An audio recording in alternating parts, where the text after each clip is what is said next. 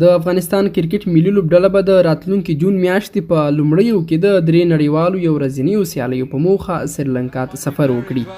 او د یاد هیواد په همبانټوټا ښار کې به له کوربه لوبډلې سره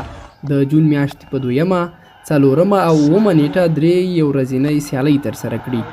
د سریلانکا کرکټ ملي لوبډلې د 2023 کال 50 اوریز نړیوال جام سیالیو ته په مستقیمه توګه لار نه ده موندلې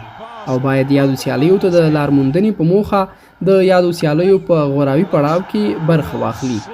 او په دغو سیالیو کې پایلوبي ته له رسیدو وروسته به نړیوال جام ته لار مومي.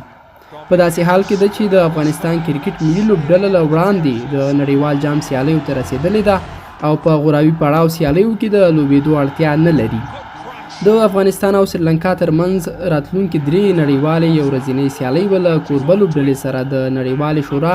د 2023 کال 50 اوریز نړیوال جام د غوراوي پړاو سیالیو لپاره په تیاریو کې مرسته وکړي. دغه راز به د روان کال د نړیوال جام سیالیو لپاره د افغان لوبډلې په چمتووالي کې اغیزمن رول ولوبوي. په دې اړه د افغانستان کرکټ بورډ اجرایوي رئیس نصیب خان وایي موږ د سریلانکا کرکټ بورډ سره زموږ د اړیکو او سیالیو د برابرولو په اړه خوشحاله یو.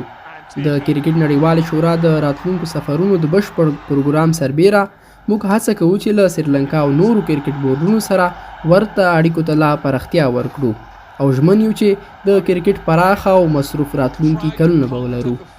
نوموړي دغه راز زیاته کړه د سریلانکا پر وړاندې وروستۍ سیالۍ د دواړو هیوادونو لپاره غوره تجربه وه چې دواړو لوبډلو پکې غوره او ډېرې په زړه پورې سیالۍ وکړي او هیله ده چې دا ځل هم ډېرو ښو سیالیو ته سترګې په لار یو.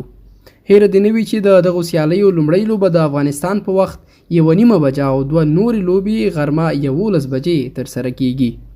د یادونې وړ ده چې د افغانستان کرکټ ملي لوبډلې د تیر کال په نومبر میاشت کې سریلانکا ته سفر کړی او هلته یې د کوربه لوبډلې پر وړاندې 3 نړیوالې یو ورځنۍ سیالۍ ترسره کړې.